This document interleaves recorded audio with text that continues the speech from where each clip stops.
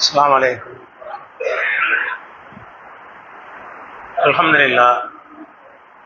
لله نحمده ونستعينه ونستغفره ونعوذ بالله من شرور انفسنا ومن سيئات اعمالنا من يهده الله فلا مضل له ومن يضلل فلا هادي له واشهد ان لا اله الا الله وحده لا شريك له واشهد ان محمدا عبده ورسوله اما بعد.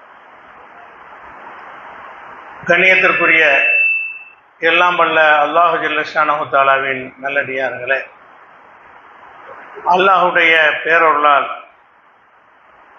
அவனை வழிபடுவதற்காக ஒரு ஆலயத்தை நிறுவி அதில் ஜும்மா தொழுகைக்காக நாமெல்லாம் இங்கே அமர்ந்திருக்கிறோம். நபிகள் நாயகம் ஸல்லல்லாஹு அலைஹி வஸல்லம் அவர்கள் மதீனாவுக்கு சென்றவுடனே முதல் காரியமாக அவங்க செய்த வேலை பள்ளிவாசல் எழுப்பியது தான்.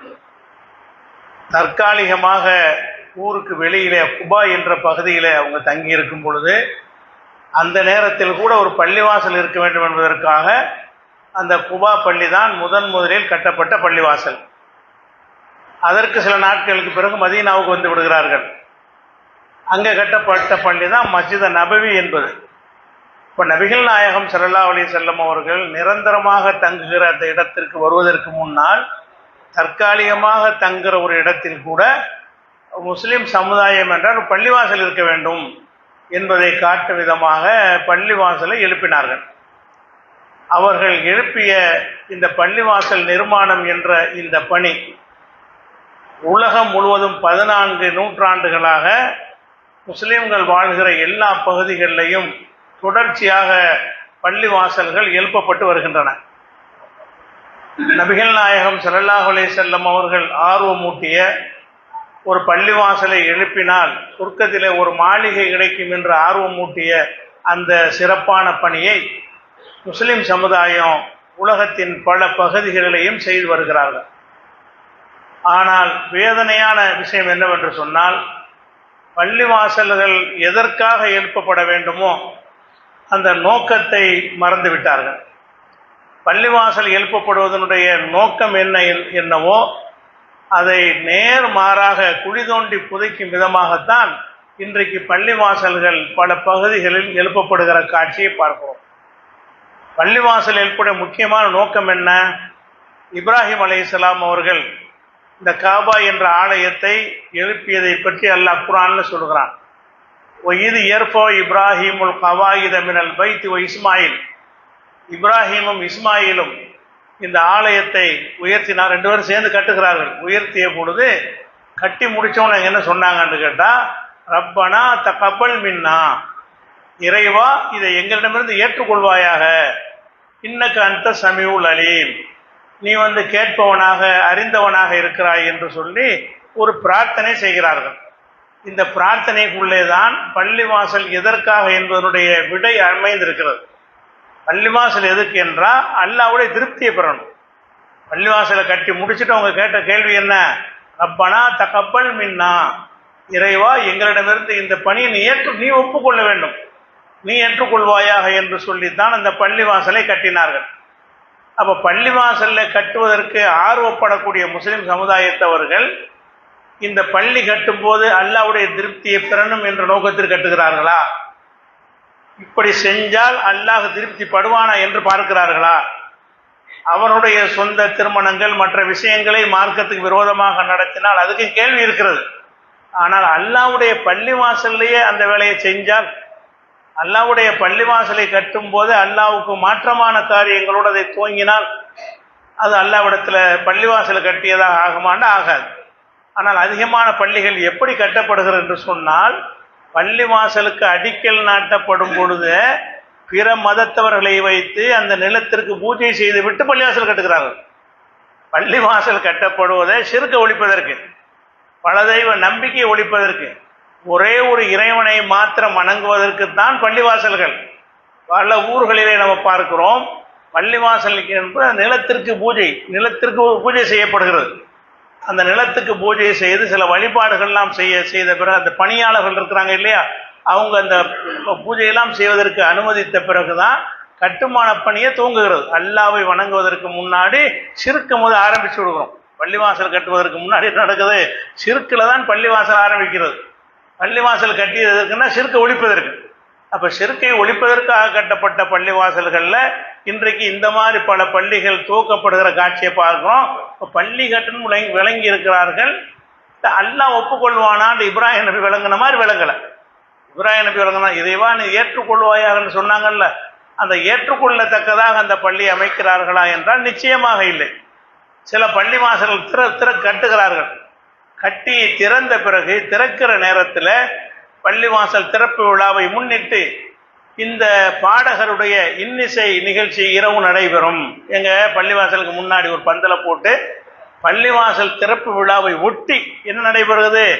இந்த இஸ்லாமிய இன்னிசை கச்சேரி நடைபெறும் என்று செய்யக்கூடிய பல பள்ளிவாசல் இருக்கின்றன. அப்ப இன்னிசையை ஒழிப்பதற்கு வந்தது இஸ்லாம். இஸ்லாம் இசைக்கருவிகளை உடைத்து எறிவதற்கு வந்திருக்கிறேன் என்று நபிகள் நாயகம் ஸல்லல்லாஹு அலைஹி வஸல்லம் அவர்கள் சொன்னார்கள். மசாமீரு ஷைத்தான், ஷைத்தானுடைய வலை அதை இஸ்லாம் இசைக்கருவிகள் என்று எச்சரித்தார்கள். இந்த இசைக்கருவிகளை வைத்து ஆடல் பாடல் நடத்துவதை பள்ளிவாசல் திறப்பு விழாவில் நடக்கிறார்கள் என்றால் இதுக்கு என்ன காரணம்? மக்களை கூட்ட வேண்டும். எங்க ஊருக்கு நிறைய மக்கள் வந்தார்கள் காட்ட வேண்டும். நிறைய மக்கள் வரணுமாக இருந்தால் நிறைய பொழுதுபோக்கு விஷயங்களை வைக்க வேண்டும் என்பது நோக்கமாக இருக்கிறது தவிர இதை நம்ம கட்டணுமே, இது அல்லாஹ் ஏத்துக்குருவானா?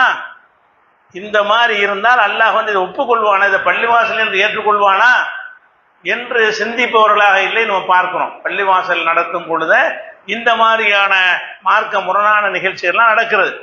அந்த பள்ளிவாசல் இன்னும் சொல்ல போனால் பல பள்ளிவாசல்கள் நடப்பதை ஒட்டி காலையில் பள்ளிவாசல் திறப்பு, அது முதல் நாள் இரவு பள்ளிவாசல்ல மௌலிது ஓதுறாங்க. பள்ளிவாசல் திறப்பை ஒட்டி என்ன செய்கிறது?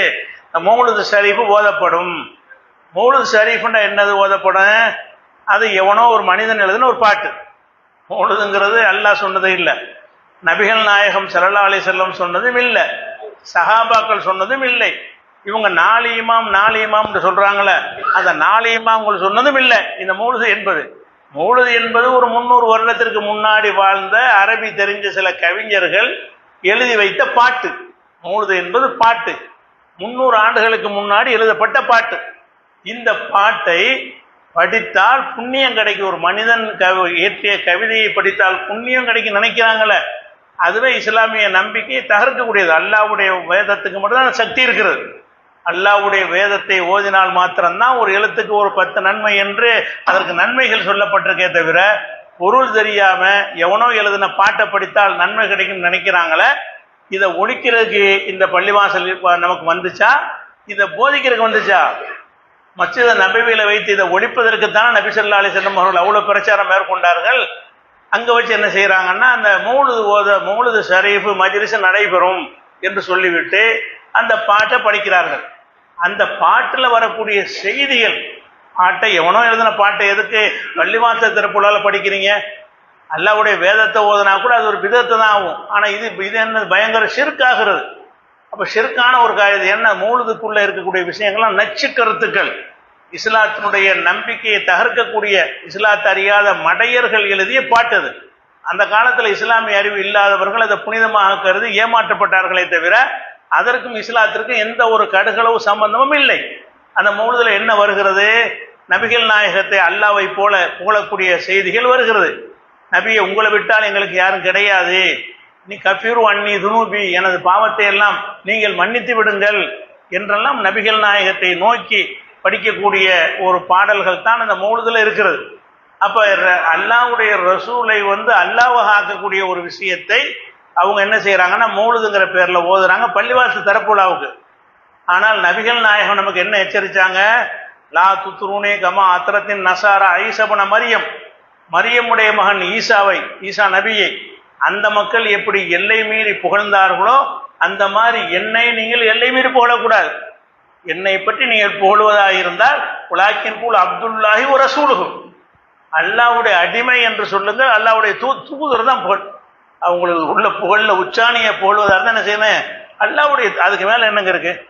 அல்லாஹ்வுக்கு ஒருத்தர் தூதர் இருக்கிறாருன்னா அதுக்கு மேல அது அந்தஸ்து இருக்குதா? வேற எந்த தன்மைகளை கொண்டாது பாராட்ட இயலுமா? அப்ப அல்லாஹ்வுடைய ரசூல் எதை விரும்புறாங்கன்னு கேட்டா, என்னை பற்றி புகழ்வதாக இருந்தால் அல்லாஹ்வுக்கு அடிமை என்று புகழுங்கள், அதோடு அல்லாஹ்வுடைய தூதர் என்று புகழுங்கள். நான் அல்லாஹ்விலிருந்து என் வழியாகத்தான் உங்களுக்கு மெசேஜ் வருகிறது, நான் தான் அந்த செய்திகளை உங்களுக்கு வாங்கி தருகிறேன் என்ற வகையில் என்னை தூதர் என்று புகழுங்கள் சொன்னார்கள். ஆனால் இன்னைக்கு பள்ளிவாசல் திறப்பு விழாக்கள் மௌலிது மஜ்லிஸ் ஓதித்தான் பள்ளிவாசல் திறப்பு விழாக்கள் நடத்தப்படுகிற காட்சியை பார்க்கிறோம். அப்ப இது பள்ளிவாசலுடைய நோக்கமா? இது பள்ளிவாசல் இந்த மாதிரியான ஒரு விஷயத்தை அல்லாஹ் வந்து கபூல் செய்வானா? ஒவ்வொரு விஷயத்தையும் அல்லாஹ் ஏற்றுக்கொள்வானா? அல்லாஹ் ஏற்றுக்கொள்வானா என்றுதான் நம்ம வாழ்க்கை முழுசும் இருக்க வேண்டும். குறிப்பாக வணக்க வழிபாடுகள்ல இவ்வளவு பணத்தை செலவழித்து பள்ளிவாசலை கட்டுகிறோம், இதற்கு ஏதாவது நன்மை கிடைக்குமான்னா தீமை தான் கிடைக்கும், இதற்கு பாவம் தான் எழுதப்படும். நீ வந்து என்னுடைய பெயர்ல ஒரு பள்ளிவாசலை கட்டிவிட்டு நீ அங்கே இணை கேட்பிற காரியத்தை செய்தாய், நபி சொல்லாத விஷயத்தை செய்தாய், நபிக்கு மாற்றமான விஷயத்தை செய்தாய், பூஜை புனஸ்காரங்கள் செய்தாய் என்று அல்லாஹ்விடத்துல கேள்விதான் வருமே தவிர இந்த பள்ளிவாசல் கட்டியதற்கு நன்மை கிடைக்குமா என்றால் நிச்சயமாக நன்மை கிடைக்கவே கிடைக்காது. அதை விட கொடூரமான விஷயங்கள் இப்ப என்ன நடக்குன்னு கேட்டா, இப்ப மத நல்லிணக்க ஒரு நோய் எல்லாருக்கும் வந்திருக்கிறது. மத நல்லிணக்கம்னா நம்ம ஒரு கொள்கையில் இருக்கிறோம், நம்ம மதத்தை நம்ம கடைப்பிடிக்கிறோம், வேற வேற மதத்துக்காரங்களுக்கு வேற வேற கொள்கை இருக்கும், அவங்க கடைப்பிடிப்பாங்க. நம்ம உங்களை அட்ஜஸ்ட் பண்ணா தான் நம்ம அங்கே நிம்மதியாக வாழலாம். எப்படி உங்களுக்கு நோய் வந்திருக்கிறது? அவங்கள அட்ஜஸ்ட் பண்ணணும். அட்ஜஸ்ட் பண்ணுறதுனா எப்படி பண்ணுறது? பண்ண வேண்டிய விஷயத்தில் பண்ணிக்கொள்ளலாம். மார்க்கம் தொடர்பு இல்லாத விஷயங்கள்ல அவங்களோட வம்பு சண்டைக்கு நம்ம போக தேவையில்லை. அவங்களோட இணக்கமாக இருக்கலாம், வியாபாரம் பண்ணலாம், கொடுக்கல் வாங்கல் வச்சுக்கலாம், நல்லா பழகலாம், விருந்து கொடுக்கலாம், அவங்க விருந்து சாப்பிடலாம். அந்த மாதிரி இணக்கங்கள் ஓகே, அது மார்க்கம் கற்றுத்தந்த ஒரு இணக்கம், அல்லாஹ்வும் சொல்லக்கூடிய ஒரு இணக்கம். லா யன்ஹாகுமுல்லாஹு அனில்லதீன லம் யுகாத்திலூக்கும் வலம் யுஹ்ரிஜூக்கும் மின் தியாரிக்கும் அன் தபர்ருஹும் வ துக்ஸிது இலைஹிம். அல்லாஹ் குர்ஆன்ல சொல்லி காட்டுறான், முஸ்லிம் அல்லாத மக்கள்ல யார் உங்களோட சண்டைக்கு வராமல் இருக்கிறார்களோ, உங்கள் ஊரை விட்டு உங்களை வெளியேற்றாமல் இருக்கிறார்களோ, அந்த மக்களுக்கு நன்மை செய்வதையும் நீதி செலுத்துவதையும் அல்லாஹ் உங்களுக்கு தடுக்கவில்லை. குர்ஆன்ல அல்லாஹ் அனுமதிச்சான். பிற மக்களோடு நம்ம இணக்கமாக இருக்க வேண்டும். அந்த இணக்கம் எந்த அளவுக்கு போகிறது என்று சொன்னால், நம்ம ஓ இபாதத்தை நான் பண்றேன், ஏன் இபாதத்தை நீ பண்ணுன்ற அளவுக்கு போயிடுச்சு. அந்த இணக்கம் எந்த அளவுக்கு போய்விட்டது? நீ செய்யற வணக்கத்தை நான் செய்யறேன், நான் செய்யற வணக்கத்தை நீ செய்யி என்கிற அளவுக்கு போய்விட்டது நம்ம பார்க்கிறோம். சில ஊர்களில் ஒரு கோவில் விழா நடக்கிறது. கோவில் விழா நடந்தாங்கன்னா அதுக்கு வந்து இந்த சாலை வசதி இதெல்லாம் பயன்படுத்துவாங்க, அதுக்கு நம்ம டிஸ்டர்ப் பண்ணாம நீங்க தாராளமா செஞ்சுக்கிறீங்க, அது ஒரு வகை. இவன் என்ன செய்யறான்னா, முஸ்லிம் ஜமாத்து தலைவர் என்று வைத்துக்கொண்டு ஜமாத்தார்கள்லாம் கூடிக்கொண்டு என்ன செய்யறாங்கன்னு கேட்டா, அதுக்கு சீர்வரிசை கொண்டு போறாங்க. எதுக்கு? கோயில் திறப்பு விழா அன்னைக்கு சீர்வரிசை என்று கொண்டு போய் அதுக்கு நாங்க நல்லிணக்கத்துக்காக வேண்டி நாங்க பூ பழம் எல்லாம் கொண்டு வந்து அவங்களும் போய் அந்த எல்லாம் தீபாரதம் எல்லாம் காட்டுறாங்க. அந்த கோயிலுக்கு போறாங்க. யார் போறா? பெரிய பெரிய தலப்பா ஜிப்பாலாம் கட்டிக்கிட்டு அஜர்த்துமார்கள் தவிர, அஜர்த்துமாரும் இன்னும் ஆரம்பிக்கல, காலப்போக்கில் அதுவும் வந்துவிடும். முத்தவள்ளிகள் பெரியார்கள்லாம் போய் என்ன செய்யறாங்கன்னு கேட்டா, அங்க வந்து அவங்க ஆசி வழங்குறாங்க, அவங்க பிரசாதம் வழங்குறாங்க, பூஜை வழங்குறாங்க. இதை ஏற்றுக்கொண்டு வந்துடுறாங்களா? அடுத்த மாசத்துக்கு இவன் பள்ளிவாசல் கட்டுவான், அவன் சீர் கொண்டு வர்றான். அடுத்த மாசத்துக்கு என்ன செய்யறான்னு கேட்டா, பள்ளிவாசலுக்கு அவர்கள் நாங்கள் நல்லிணக்கத்துக்கு சீர் கொண்டு வர்றோம்னு சொல்லி பள்ளிவாசலுக்குள்ள வந்து அவங்க வழிபாட்டு முறைகளை எல்லாம் அவங்க நமக்கு எதிர்ப்பா செய்யறது இல்லை. ஆனா நம்ம இஸ்லாத்தை அவங்களுக்கு விளங்காது, இஸ்லாமிய நம்பிக்கை அவங்களுக்கு புரியாது. அவங்க எதை நன்மை செய்யணும்னு நினைத்து கொண்டு அதை வந்து செய்கிறார்கள். நமக்கு அது பெரும் பாவமாக இருக்கிறது. இது அல்லாஹ் விரும்பாத ஒரு காரியத்தை கொண்டாந்து பள்ளிவாசல்ல செய்யறாங்களே, இந்த மாதிரி செய்யறாங்களே நினைக்கும் அளவுக்கு இங்க உட்கார்ந்து கொண்டு அவங்க சில பூஜை புனஸ்காரங்களை எல்லாம் என்ன செய்யறாங்க. ஏன்னா அவங்க என்ன நினைக்கிறாங்கன்னு கேட்டா, நம்ம தெய்வத்தை அவங்க வந்து வழிபட்டாங்க, அவங்க தெய்வத்தை நம்ம வழிபடுறோம், ஒரு இணக்கமா எடுத்துக்கிடுவாங்க அப்படி நினைக்கிறாங்க. அப்படித்தான் எடுத்துக்கொள்ளும் செய்கிறார்கள். ஆனா அல்லாஹ் என்ன சொல்லி காட்டுறான், குல் யா அய்யுஹல் காஃபிரூன், நிராகரிப்பவர்களே, லா அஅபுது மா தஅபுதூன், நீங்க வணங்குறது நான் வணங்க மாட்டேன், வலா அன்தும் ஆபிதூன மா அஅபுது, நான் வணங்குற நீங்க வணங்குறவர்களாக இல்லை, லக்கும் தீனுக்கும் வலிய தீன், உங்க மார்க்கம் உங்களுக்கு, எங்க மார்க்கம் எங்களுக்கு. இதான் அல்லாஹ் நம்ம கற்றுத்தர்றான். உன் மார்க்கத்தை நீங்க இருப்போம், உனக்கு தப்ப அது எனக்கு மார்க்கமாகுது, என் மார்க்கம் எனக்கு அது ஏன் உனக்கு மார்க்கமாகுது? என் மார்க்கத்தை நான் உனக்கு திணிக்கவும் மாட்டேன், உன் மார்க்கத்தை எனக்கு திணிக்கவும் செய்யாது. இந்த பள்ளிவாசல் என்பது ஒரு இறைவனை வணங்குவதற்காக நாங்கள் கட்டி இருக்கிறது. இங்கே வந்துகிட்டு மனிதர்களை வழிபடுவது, சிலைகளை வழிபடுவது, மற்ற தெய்வங்களை வழிபடுவது என்பதற்கு அனுமதி இல்லாத ஒரு இடம். இந்த இடத்தில் வந்துகிட்டு நீங்கள் வந்து உங்களுடைய நம்பிக்கைகளை கொண்டாந்து செயல்படுத்துவதை நாங்கள் ஒத்துக்கிற மாட்டோம்னு சொல்லலாமல. எதனால வருதுன்னு கேட்டால் அந்த உலகத்தை பயம். இது என்ன பயம்? மைனாரிட்டியாக இருக்கிறோம், மெஜாரிட்டி இருக்கிறாங்க, அவங்க சொல்கிறபடிலாம் தலையாட்டிட்டு போனால் நிம்மதியாக வாழலாம்னு நினைக்கிறாங்க. அதெல்லாம் நடக்க முடியாது. அவங்க ரொம்ப நிம்மதியாக இருந்தவங்களாம் ஒரு கலவரம் வந்துச்சுன்னா தொலைச்சி விடுவாங்க. பிரச்சனை வந்துச்சுன்னா அப்படிலாம் பார்த்துலாம் செய்ய மாட்டான். வழங்குதா? நிறைய இதெல்லாம் கூடுதல் அட்ஜஸ்ட் பண்ண ஊர்கள்லாம் அழிஞ்ச நாசமாக போயிருக்கிறது கலவரங்களின் போது. அதனால இதெல்லாம் உங்களை காப்பாற்றாது.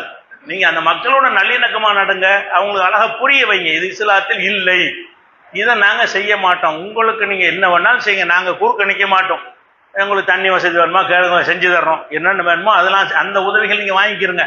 ஆனால் உங்கள் வழிபாட்டு தலத்தில் வந்து நாங்கள் வழிபடுவது தான் நல்லிணக்கம் என்று கருதினால், எங்கள் வழிபாட்டு தலத்துக்கு நீங்கள் வருவது தான் நல்லிணக்கம் என்று கருதினால் அதுக்கு நாங்கள் உடம்பட மாட்டோம்னு இவங்களுக்கு சொல்ல முடிஞ்சிச்சா? அப்போ பள்ளிவாசல் கட்டுறீங்க, என்ன கட்டுறீங்க? இஸ்லாத்தை குழி தோண்டி புதைக்கிற கட்டுறீங்க. இதுக்கு இந்த கட்டாமல் இருந்துடலாம். இந்த பள்ளிவாசலை கட்டிட்டு அதில் சிறுக்கு தான் நடக்குமாக இருந்தால் அந்த பள்ளி எதுக்குன்னா? அந்த பள்ளியை கட்டுவதற்காக பாவம் தானே கிடைக்கும். கட்டாமல் இருந்தால் கூட கொஞ்சம் உள்ள தப்பிச்சுக்கிறீங்க. பள்ளியும் கட்டி அது சிறுக்கை நடத்துறதுக்கு நீங்கள் தயாராக இருந்தீர்கள் என்று சொன்னால், அதை உங்கள் மனசு ஒப்பும் என்று சொன்னால், உடன்படும் என்று சொன்னால், ஊர் மக்கள் எல்லாம் அதை பார்த்து கொண்டு மௌன சாட்சிகளாக இருந்தீர்கள் என்று சொன்னால் அதுக்கு அல்லாட்ட கேள்வி கேட்கப்படுமா படாதா? அப்போ அப்படி வந்து சீர்வரிசை இப்போ நடந்து கொண்டிருக்கிற பல ஊர்களில் மாற்றி அவன் ஒரு சீர்வரிசை, இவன் ஒரு சீர்வரிசை. இது என்னத்துக்கு உனக்கு? இது நல்லிணக்கத்தில் தான் வருமா? இஸ்லாம் சொல்லக்கூடிய நல்லிணக்கத்தில் மனிதனுக்கு செய்ய வேண்டிய உதவிகளில் தான் நல்லிணக்கம். கொள்கை கோட்பாடுகள்லாம் நல்லிணக்கம் வராது. நம்ம கொள்கை தான். நம்ம எதனால வந்து இங்கே வந்தோன்னு யோசிச்சு பார்க்க வேண்டும். நேற்று வரைக்கும் நம்ம எப்படி இருந்தோம்? பல தெய்வங்களை வணங்கி கொண்டு தீண்டாமை அது இருந்து பலவிதமான அநீதிக்கு உள்ளாக்கப்பட்ட மக்களாக நம்ம இருந்தோம். நம்ம அப்பன் பாட்டன் முப்பாட்டன்மார்கள் இந்த இஸ்லாத்தை தேர்ந்தெடுத்து கொண்டு வந்து அதிலிருந்து விடுதலை பெற்றார்கள். இப்போ நீங்கள் ரிவர்ஸில் போகிறீங்க. பள்ளிவாசலை வைத்து ரிவர்ஸில் போகிறீங்க. ரிவர்ஸில் போகிறவர் எதை வச்சு போகிறீங்க? பள்ளிவாசலை வைத்து நீங்கள் வந்த வழியே போய் கொண்டிருக்கிறீர்கள். ரசூல் ஸல்லல்லாஹு அலைஹி வஸல்லம் அவர்கள் மக்கா வெற்றிங்கிறது பெரிய பயங்கரமான ஒரு சாதனை. எந்த ஊர்லேருந்து விரட்டி அடித்தார்களோ அந்த ஊரையை கைப்பற்றுறது என்பது. அதை எப்படி கைப்பற்றினாங்க? ஒரு சொட்டு ரத்தம் சிந்தாம, வாழை கையில் எடுக்காம கைப்பற்றினாங்க. எல்லாம் அடங்கிட்டாங்க, ஊருக்குள் நுழைஞ்சாங்க, யாரும் சண்டைக்கு வரல. அப்போ சண்டைக்கு வராத யாரையும் தாக்காதீர்கள் என்று சொல்லிவிட்டு மக்காவை வெற்றி கொள்கிறார்கள். வெற்றி கொண்டு விட்டு பிறகு ஹுனைன்கிற பகுதிக்கு அங்கிருந்து அடுத்த ஒரு போருக்கு அவர்கள் நம்மை தாக்க வருகிறார்கள் என்று கேள்விப்பட்டு அங்கே போய் கொண்டிருக்கிறார்கள். அந்த ஹுனைனுக்கு போகிற வழியில் ஒரு மரத்தை பார்க்குறாங்க. அந்த மரத்தில் வந்து ராத்து அன்பாத் என்று அந்த மரத்துக்கு பேர் வச்சிருக்கிறாங்க. அதில் என்ன செய்வாங்கன்னா, முஸ்லீம் அல்லாத மக்கள் தங்கள் காரியங்கள் நிறைவேறுவதற்காக அந்த மரத்துக்கு நேர்ச்சி பண்ணுவாங்க. அதில் கொண்டே தொட்டி கட்டி போடுறது, அதில் கொண்டு வாழை தொங்க விடுறது, இதில் செஞ்சோம்னா நமக்கு காரியம் நிறைவேறும் அப்படின்ற நம்பிக்கை அந்த மக்களுக்கு இருக்காங்க. பார்த்தா கூட்டமாக அந்த மரத்தை நோக்கி வர்றாரு. இதை சஹாபாக்கள் பார்க்குறாங்க, ரசூல்லாவும் பார்க்குறாங்க. இந்த பயணத்தில் அதை பார்க்குறாங்க. அப்போ சில சஹாபாக்கள் என்ன செய்கிறாங்க, ரசூல்லாட்ட கேட்குறாங்க, அல்லாஹ்வுடைய தூதரை, அவங்களுக்கு இந்த மரம் இருக்குன்னு நமக்கு ஒன்று மரம் உண்டாக்கிட்டாங்களேன். எப்படி கேட்குறாங்க? அவங்களுக்கெல்லாம் இந்த தாத்தொன்பாத்து மரம் இருக்கிறத எங்களுக்கு அது மாதிரி செஞ்சு தாங்கன்னு ரசூல்லாட்ட வந்து கேட்குறாங்க. அப்போ ரசூல்லா என்ன செஞ்சாங்க? என்ன கேட்குறாங்க? ஒரு இறைவன் தான் ஏற்றுக்கொண்டு வந்து விட்டு நிறைய இறைவன் வேணும்னு கேட்குறாங்க. வந்ததுன்னா ஒரு இறைவன் போதும்னு சொல்லி தானே வந்தீங்க. அந்த 360 சிலை வேண்டாம்னு தொடச்சி எறிஞ்சிட்டு இங்கே வந்திருக்கிறீங்க. வந்த பிறகு மரம் ஒன்று ஆடு பண்ண சொல்கிறீங்க, மரத்தை ஆடு பண்ண சொல்கிறீங்க, அப்புறம் மட்டையை ஆடு பண்ண சொல்லுவீங்க, அப்புறம் கல்லை ஆடு பண்ண சொல்லுவீங்க. இப்படி தான் 360 வரும். அப்போ ரசூல்லா என்ன செய்கிறாங்க? இதை சொன்ன உடனே நீங்கள் வந்து உங்களுக்கு மூசா நபி சமுதாயம் செஞ்சிச்ச அதை அப்படியே டிட்டோவை நீங்கள் வந்து ஃபாலோ பண்ணுறீங்க. மூசா நபி உம்மத்து இதைத்தான் செய்தார்கள். என்ன செய்தார்கள்? அவர்களை அல்லாஹ் வந்து ஃபிரௌனை அழித்து கடலை பிளந்து காப்பாற்றினான். கடலை பிளந்து என்ன மூசா நபியை அவங்க சமுதாயத்தையும் காப்பாற்றினான். காப்பாற்றி அந்த அருளை பெற்று வெளியே வர்றாங்க. வந்தால் அங்கே உள்ள ஒரு சமுதாய மக்கள் பல தெய்வத்தை வணங்கிட்டு இருக்கிறாங்க.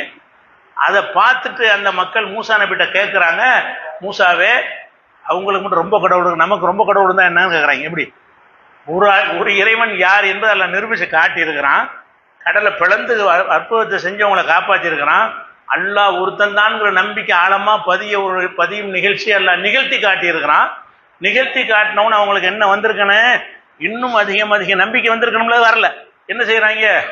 நமக்கு மட்டும் ஒன்று, அவங்களுக்கு ரொம்ப வேணுமா? என்ன கடவுள் ரொம்ப இருக்கலாமா? சில விஷயங்கள் ரொம்ப இருக்கலாம். அப்பா ஒருத்தனுக்கு 2 அப்பா இருக்கலாமா? 3 அப்பா இருக்கலாமா? ஒருத்தனுக்கு 2 வீடு இருக்கலாம், 3 வீடு இருக்கலாம். எது நிறைய இருக்கணும்? நிறைய இருக்கணும். இறைவன் ஒருத்தன் தான் இருக்க முடியும். அகில உலகத்தை படைத்த இறைவன் என்பது ஒருத்தன் தான் இருக்க முடியும். என்ன செய்யணும்?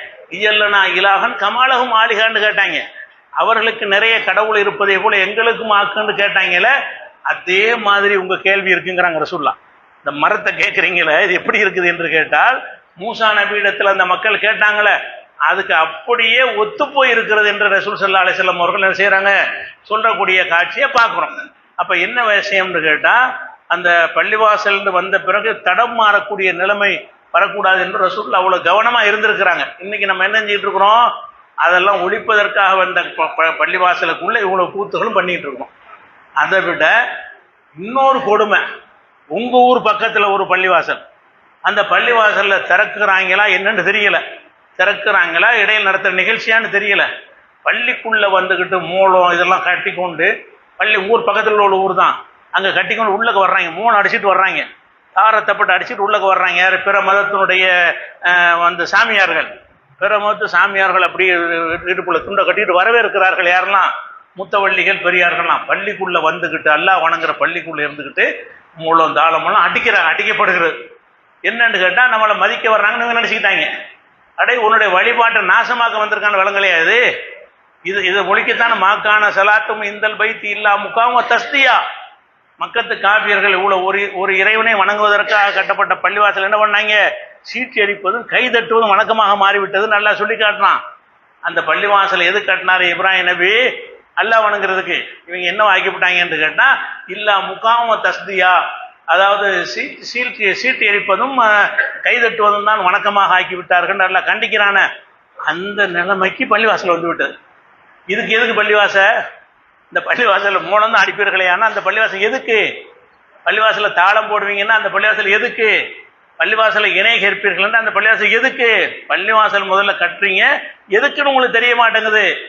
அப்ப அல்லாஹ் என்ன செய்யறான்னு கேட்டா, லமஸ்ஜிதுன் உஸ்ஸிஸ அலா தக்வா, இறை எச்சத்தோடு கட்டப்பட்ட பள்ளிவாசல் தான் அஹக்குவன் தக்கும ஃபீஹி, நீங்கள் நின்று வணங்க தகுதியான பள்ளிவாசல். பள்ளிவாசல்னா அல்லாஹ் மட்டும் வணங்குற கட்டுறானான்னு பார்க்க வேண்டும். இதை மூழ்குவதை கட்டுறானா அல்ல பிற மதத்து பூஜைகளை உள்ள கொண்டா திணிப்பதை கட்டுறான்னு பார்க்கணும். அது தகுதியான பள்ளி கிடையாதுங்கிறான்ல.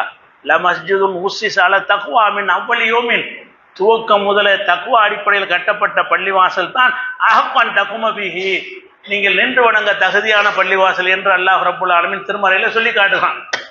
அப்ப நம்முடைய இபாதத்து எப்ப ஏற்றுக்கொள்ளப்படும் கேட்டா, அந்த பள்ளிவாசல் தக்குவா அடிப்படையில் இருக்க வேண்டும், அல்லாஹ் ஒப்புக்கொள்வானாங்கிற வகையில் இருக்க வேண்டும். அப்படி இருக்கவில்லை என்பதை பார்க்கணும். அடுத்ததாக இன்னொரு விஷயம் என்னன்னு கேட்டா, இந்த பள்ளிவாசல் எதற்கு கட்டப்படுகிறது என்று பார்த்தீங்கன்னா, கண்டிப்பாக இஹ்லாஸுக்காகவோ தக்குவாவுக்காகவோ அல்லாஹ்வுடைய திருப்தியை பெறுவதற்காகவோ கட்டப்படுவது அதிகமான பள்ளிவாசல் கிடையாது. எது கட்டுறாங்கன்னு கேட்டா, பெருமை. பள்ளிவாசல் கட்டப்படுவதில் என்ன செய்யறாங்க? ரசூலுல்லாஹ் சொன்னாங்க, இன்னமின் அஷ்ராத்தி சாத்தி ஐயத்த பாஹன் நாசுபில் மசாஜித். கியாமத்து நாளுடைய அடையாளத்தில் ஒரு அடையாளம் என்ன தெரியுமா? பள்ளிவாசலை வச்சுக்கிட்டு பெருமை அடிப்பது. பள்ளிவாசலை கொண்டு பெருமை அடிப்பதும் கியாமத்து நாள் நடக்கும். அது ஒரு அடையாளமா மாறும். நாங்கள் வந்து விட்டது, இப்போ கியாமத்து நாள் நெருங்கி விட்டது. இப்போ பள்ளிவாசல் என்ன செய்யறது? அந்த முத்துப்பேட்டைக்காரன் 5 கோடியில கட்டிட்டானா, நான் 10 கோடியில கட்டுறேன். இதுக்கு தான் பள்ளிவாசல். பள்ளிவாசல் எதுக்கு? நல்லா இருக்கிறபடி இடிச்சிடலாம் கட்டுவாங்க.